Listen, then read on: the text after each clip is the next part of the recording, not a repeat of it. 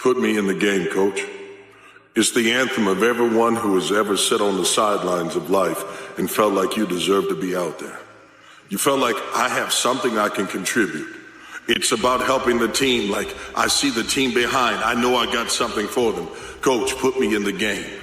It's as if you're Rudy all by yourself. You know that perhaps somebody might be faster, bigger, stronger. They may have been born with better genetics, but what they don't have is that innate talent and that gift and that will that's within you.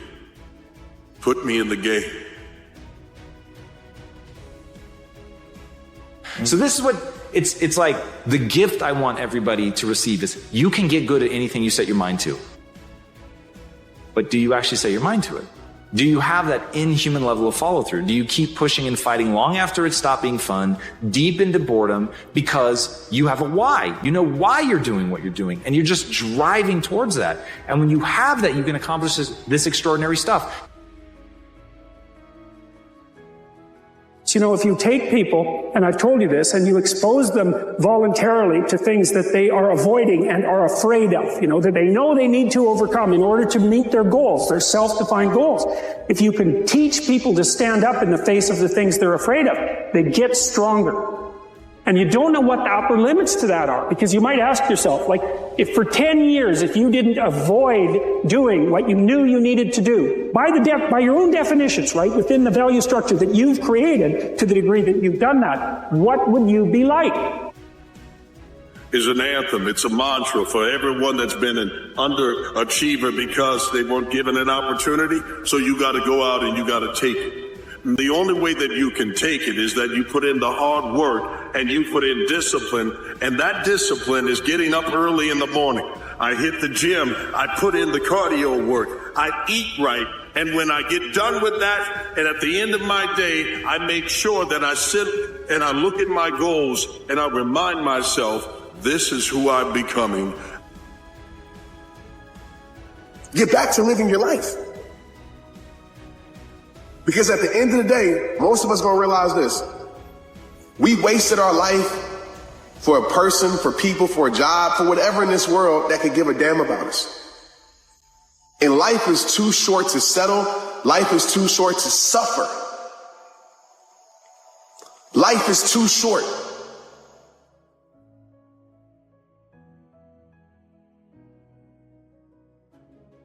"95% of our decisions are made by how you feel in the moment. And that is the problem. Do you feel like making that cold call? No, you don't. Do you feel like doing that third set of reps? No, you don't. And if you accept the fact that you may never feel ready, and you may never feel motivated, and you may never feel courageous, and that's okay, but you can still push yourself forward. As you start to see yourself becoming the person that takes action, guess what happens? You build the skill of confidence and courage.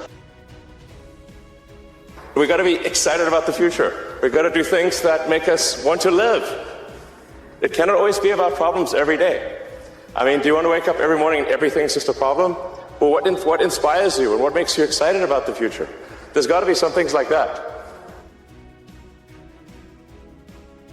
So what do? You allow that to make you corrupt and nihilistic?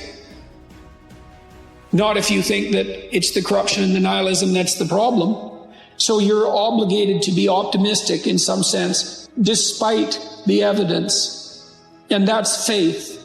So, you know, pick up your cross and stumble uphill. You don't take days off. You don't take weeks off. You continue to go after it. Because if you do it long enough, the habits will become a part of your DNA. And what you lacked in genetics will now become automatic out of you. That you'll get up and you'll go after it. And when others have gotten satisfied, when they've gotten rested and they've accepted being mediocre or good enough, that's when your hard work leads you to greatness. So bring it back, and then you will have the formula for pivoting at any moment.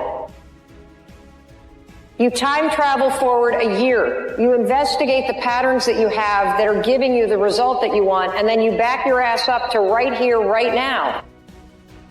And you decide, am I willing to do this now? If I'm willing, then 5, 4, 3, 2, 1 through all the excuses that are going to be there when you're trying to override your operating system. That's how you do it. But we're so stuck in this comfort zone, and the comfort zone is a beautiful place, but nothing ever grows there. We're so stuck where it's convenient. We're so stuck in this ritual where it feels good. And so when God tries to shake us up a little bit, the problem always happens before the miracle.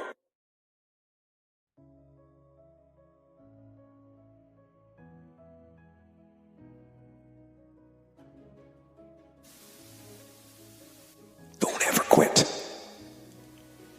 Fight on. Fight through the storm. Fight through the pain and come out the other side stronger and tougher and better. A fighter. A survivor. A winner.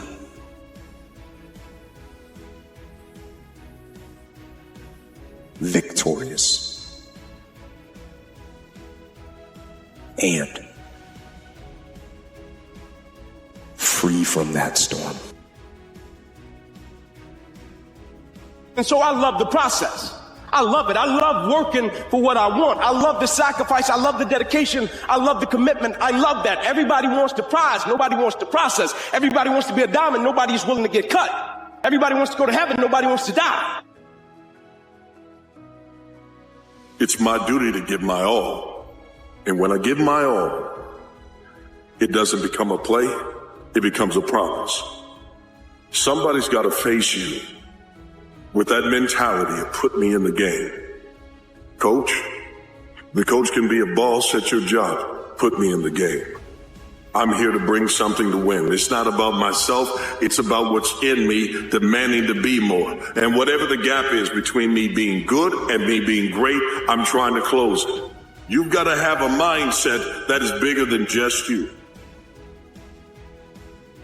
Put me in the game, Coach.